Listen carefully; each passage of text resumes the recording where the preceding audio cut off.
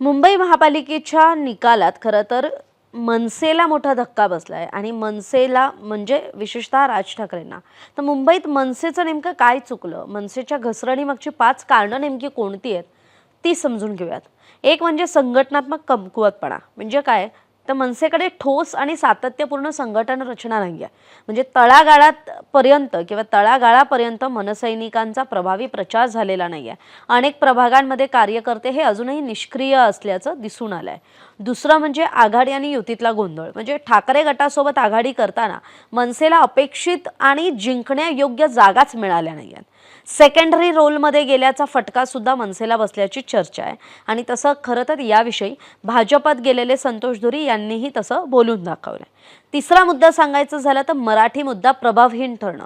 म्हणजे काय, एकेकाळी मनसेचा मुख्य आधार असलेला मराठी मुद्दा यावेळी मतदारांवर म्हणावा असा प्रभाव टाकू शकला नाही.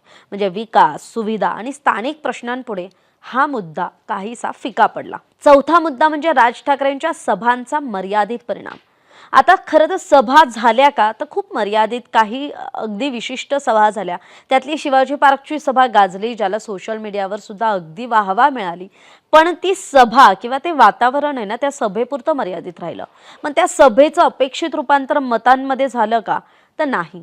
सभा हिट झाली पण निकाल मात्र फ्लॉप झाला, अशी आत्ताची परिस्थिती आहे. आता भाजपची मजबूत यंत्रणा आणि ध्रुवीकरण हा 5वा मुद्दा अत्यंत महत्त्वाचा आहे, जो मनसेला काहीसा परिणामकारक ठरलेला दिसतोय.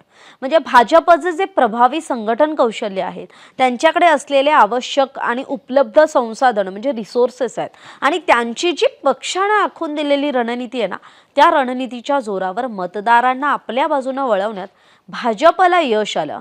आणि त्यामुळेच मनसेचा जो पारंपरिक मराठी मतदार होता तो सुद्धा फुटल्याचं आपल्याला दिसून आलं. त्यामुळे एकूण काय घडलं की राज ठाकरे असतील, मनसेचे नेते असतील, त्यांची आक्रमक भाषणं ही झाली, पण संघटन कौशल्य, रणनीती आणि स्थानिक पातळीवर किंवा ग्राउंड लेवलवर जाऊन जी कामं करायची असतात, जे मतदारांपर्यंत पोहोचायचं असतं, ती तयारी कुठेतरी कमी पडलेली दिसते. आणि त्यामुळेच मनसेला मुंबई महापालिका निवडणुकीत मात्र याचा मोठा धक्का बसलेला दिसतोय. तरी आपल्याला याविषयी काय वाटतं, आपली मतं कमेंट करून जरूर कळवा. धन्यवाद.